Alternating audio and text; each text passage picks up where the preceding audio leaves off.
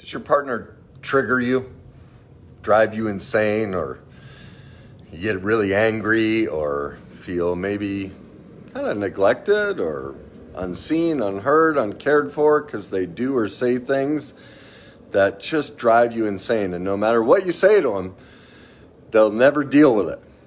Well, I struggled with that too. It's very common, and there's a reason why, and I want to give you a solution as to why that happens and what to do about it.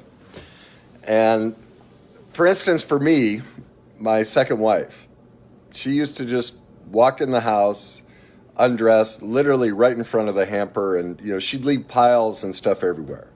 And it would drive me insane. Well, here's why we get triggered.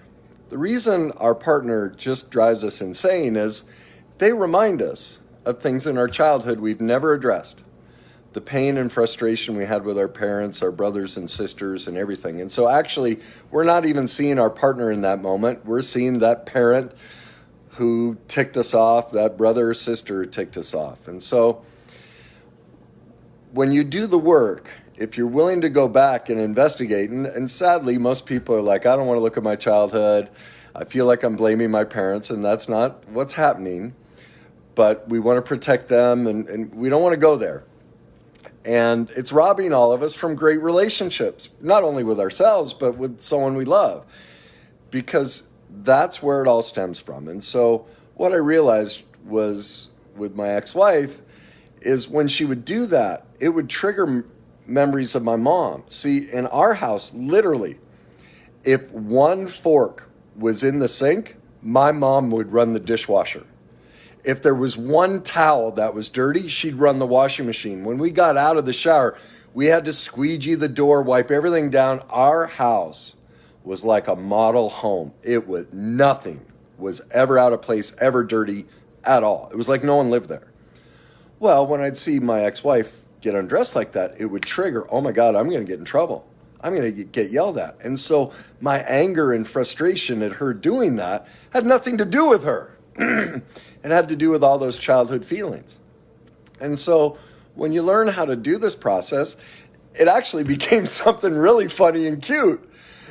She'd stand right in front of the hamper and we'd laugh how she just wouldn't lift the lid and put the stuff in. Now, because of her own childhood, she grew up in a childhood where they do all the laundry, and fold it perfectly. But then they leave it piled up in all these piles all around the house. And then eventually they had birds and the birds would poop on everything and they'd have to redo the laundry. So you see, in a relationship, this is the problem. This is why relationships end so easily, and most people won't even get in a relationship. Everyone's really struggling with connection, especially with COVID. Well, it's because of our childhood. The second we see or hear something in somebody, we shut them off. We get rid of them. We move on. We hate them. We blame them. Men are the problem. Women are the problem. Everyone else is the problem. No. They may have some characteristics we're not a big fan of. But and I hate to say this, we're always the problem. It's not that we're a problem.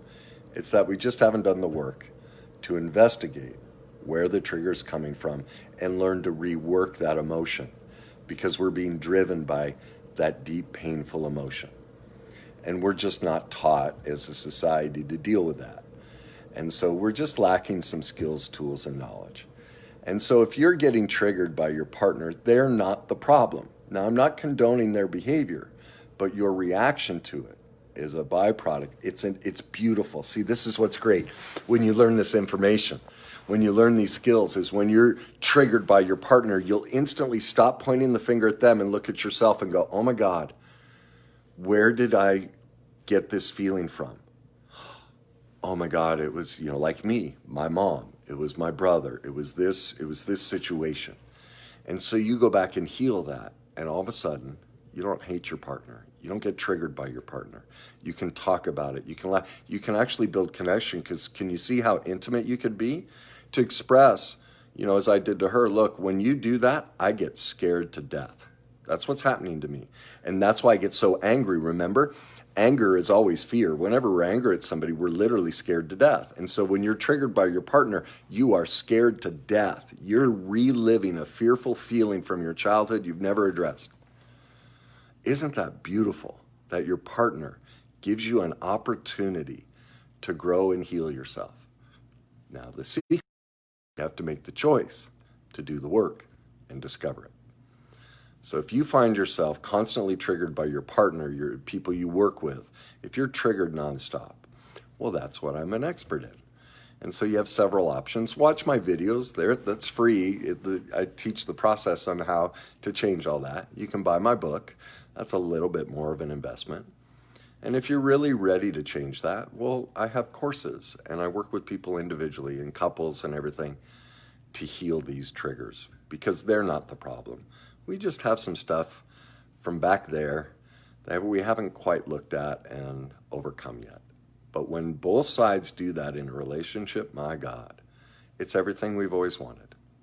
So if you're getting triggered by your partner, make a commitment to yourself. Go become an expert in learning about the pain from the past and how you're bringing it forward into the relationship. When you go heal that, you'll heal your relationship.